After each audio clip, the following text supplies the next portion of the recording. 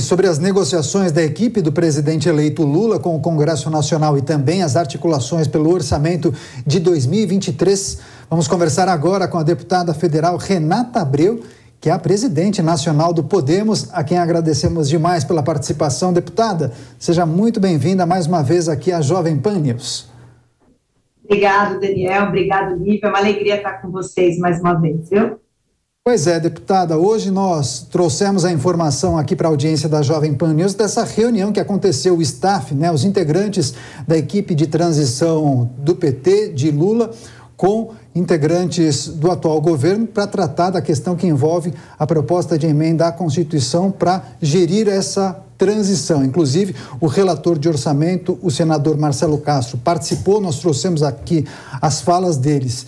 Enfim, muitos custos, muitos valores para acomodar tantas promessas e os compromissos de campanha. Auxílio Brasil ou Bolsa Família de R$600, um extra para quem tiver criança até 6 anos de idade e for beneficiário do programa, reajuste real do salário mínimo, enfim.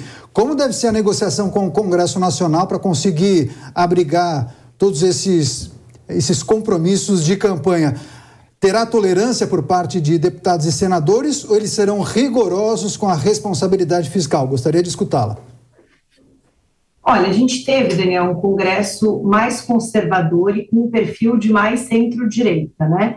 Que tem muita defesa das reformas estruturantes, principalmente para o crescimento econômico do país. É claro que a política, ela estabelece diálogos e é importante que o governo mostre para o Congresso um projeto de país com as pautas prioritárias e com as necessidades efetivas e reais do que foi prometido de campanha e o que é necessário, de fato, para o crescimento do Brasil e para garantir uma justiça social ao mesmo tempo. Então, com o diálogo se constrói um amadurecimento da casa, principalmente com relação à importância dos projetos que são necessários para a construção do Brasil e um crescimento econômico totalmente necessário. Então, a gente acredita que com o diálogo e principalmente com dados que mostrem a necessidade dos projetos que foram apresentados em campanha, a gente consegue avançar em algumas pautas e, naturalmente, ter os questionamentos necessários para barrar as coisas que são meramente populistas e não importantes para o Brasil. Agora, você acredita, deputada, que este seria o melhor momento realmente de se debater essas questões que envolvem ampliação de benefícios, a questão do aumento salarial, porque o presidente Jair Bolsonaro foi bastante criticado no final do seu mandato pelo momento em que ele tratou dessas pautas. O presidente eleito Lula ainda vai assumir um governo. Você acredita que, pelo momento em que isso está sendo discutido, pelas articulações do vice-eleito Geraldo Alckmin, que tem um trânsito muito positivo, com várias lideranças do Congresso Nacional, a senhora acredita que, pelo momento e por essas questões, pode ser mais fácil que o Congresso abrace essas medidas, essas ideias? Eu pessoalmente acho mais difícil, justamente porque você tem um Congresso mais conservador de centro-direita e preocupado, sim, com o ajuste fiscal, com o teto de gastos. Então, vai ser necessário também, por parte do governo, uma análise muito criteriosa do orçamento, porque qualquer política de aumento de gastos, se não tiver vinculada a uma lição uma lição de casa, de ver os gastos públicos e a receita que se tem, você vai ter um prejuízo para o próprio governo no longo prazo. E isso não é um momento, a gente fala que as medidas ruins, entre aspas, mas necessárias, se faz justamente no início do governo. Então, é um momento que tem que ajustar o orçamento público às receitas. Então, eu entendo que vai ser mais difícil pela preocupação que o Congresso tem de reestabelecer o equilíbrio fiscal do país, a estabilidade, inclusive para atrair novos investimentos. A gente passou por um excesso de gastos, até por causa da pandemia, que é necessário reajustar, senão o Brasil não vai avançar.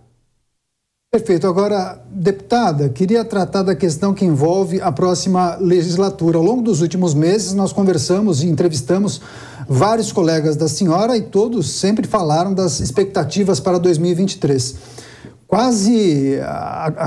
quase todos, a grande maioria, sempre destacava a necessidade das reformas tributária e administrativa. A senhora entende que com a vitória de Lula, essas prioridades serão alteradas? Como deve ser a relação do Congresso Nacional com o próximo presidente da República? E também queria saber qual será o posicionamento do Podemos, que apoiou a candidatura de Simone Tebet. Ela, por sua vez, no segundo turno, manifestou apoio a Lula. Como o Podemos irá se posicionar? Será a base de apoio? Será oposição? Ou vai adotar o tom de neutralidade? Olha, o Podemos, em todos os governos, sempre manteve a postura de independência e vamos continuar tendo, até porque para nós não faz muito sentido a terminologia base ou oposição. Se ser base é o quê? Um carimbador do governo? Né? O parlamentar, o legislativo, ele existe justamente para fiscalizar o executivo. As pessoas às vezes não compreendem o que é a tripartição de poderes, o papel do executivo, do legislativo e do judiciário. Essas forças, elas coexistem justamente para gerar um equilíbrio. Então, o bom parlamentar é justamente aquele que se mantém independente, que possa fiscalizar as ações do executivo. Então, da mesma forma, atuaremos. Também não é certo você ser oposição a tudo, como se nada que qualquer governo fosse propor é ruim. Isso não faz o Brasil avançar. Então, você tem que ter justamente a análise técnica. E o que a gente espera de verdade é que o Congresso tenha um amadurecimento para isso, né? Infelizmente, a gente vive numa era da tecnologia que os polos e os extremos acabam tomando conta e às vezes perde até a racionalidade das coisas. Então, é necessário que se estabeleça cada vez mais um diálogo, mas, acima de tudo, que o Congresso amadureça nisso e que a gente possa ter discernimento para... Terminou a eleição, o povo escolheu o seu presidente, tá? Pode ser o que eu não concordei, eu concordei, enfim. Agora é o momento de olhar para o Brasil, né? De a gente defender as pautas. Podemos defende as reformas estruturantes, a reforma tributária, inclusive o nosso senador Oriovisto tem um protagonismo grande no Senado nessa pauta, a reforma administrativa, isso precisa ser discutido, né? A gente sabe que na história, infelizmente, o governo do PT deixou essas pautas para um segundo plano, mas é necessário se reestabelecer, né? A tributação no Brasil precisa ser simplificada, desburocratizada, para estimular a economia. As nossas empresas estão indo embora. A pandemia quebrou diversos segmentos. Então, é necessário criar uma política fiscal tributária que estimule o empreendedorismo, que estimule as empresas a crescerem no nosso país. Então, a nossa postura é de independência, de defesa, sim, das reformas estruturantes do país.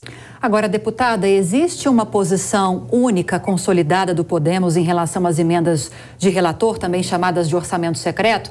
O presidente Jair Bolsonaro foi bastante bombardeado ao longo da campanha, sendo associado a esse mecanismo, que muitos dizem como uma forma de corrupção também, de toma lá da cá, segundo algumas narrativas que a gente pôde acompanhar. Será que esse tema virá à tona nesse Congresso agora, nessa nova composição, a partir de 2023? Lembrando que Lula se diz contra essas medidas, esses mecanismos, diz que pretende negociar para tentar derrubar essas emendas de relator. Existe uma posição consolidada do partido em relação a isso?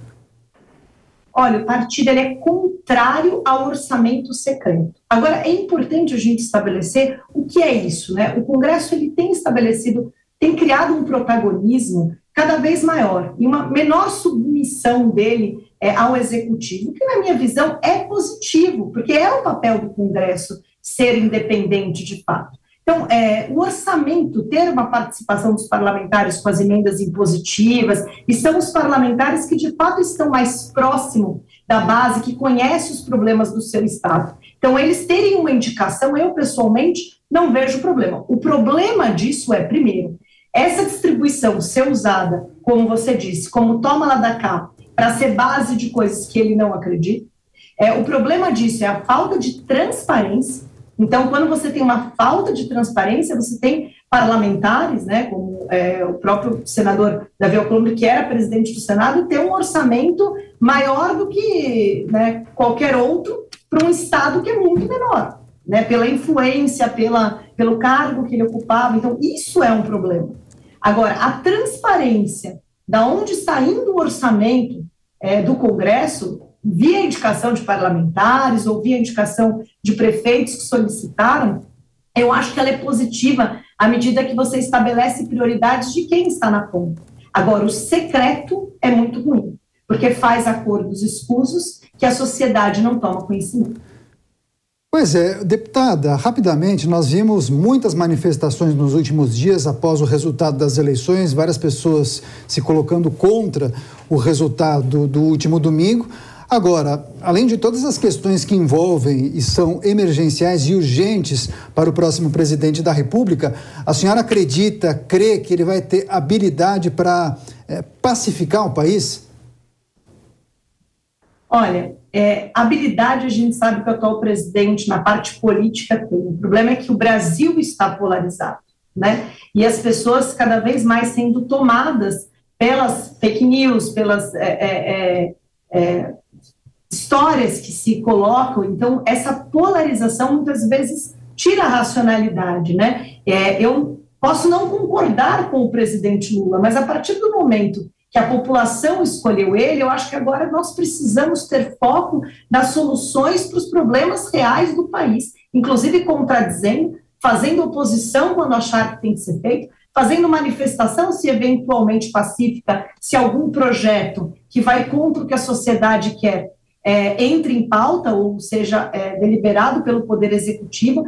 Essa é a democracia saudável. Agora, querer fazer manifestação contra o resultado da urna, isso atrapalha nós mesmos enquanto país, né? Eu posso não concordar, mas atrapalha, gente. Quando você fecha rodovias, falta produtos nas prateleiras, isso é ruim para a gente mesmo. Então, é o momento agora da gente ter calma, da gente observar o que vai acontecer e cobrar dos nossos parlamentares também, né, do que nós elegemos, a postura que a gente espera deles, de fiscalizadores, de não deixar que projetos ruins passem no Congresso Nacional, que não se criem políticas públicas de retrocesso, né, como, por exemplo, a própria reforma trabalhista, que foi um avanço que não tirou o direito de trabalhadores. Isso não pode retroceder.